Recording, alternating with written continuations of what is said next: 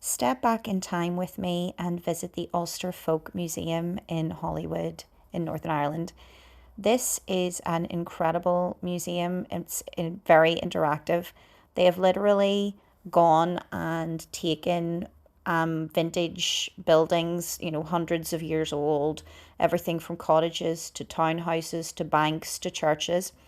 They have got them from all over Northern Ireland and they have painstakingly taken them down a brick at a time and then rebuilt them inside the museum, creating an entirely new village, allowing the visitors to literally go in and walk around in these buildings, these historic buildings, and step back in time and into history.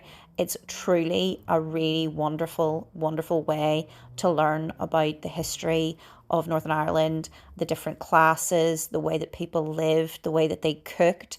They have really wonderful interactive moments where there will be members of staff, all of whom are dressed in the old fashioned clothing of the period.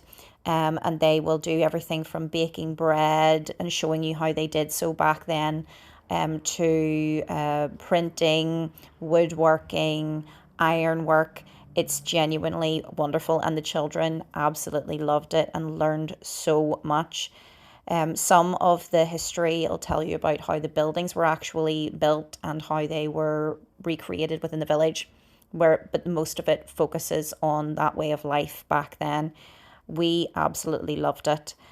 The highlights for me would be the stationers, the printing office, showing the kids how back in the day everything was painstakingly printed one block at a time.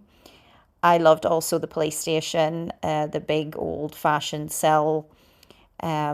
We have a more rural area on the outskirts with more rural cottages, including a community garden where people help the children pick fruit, vegetables. It was so much fun.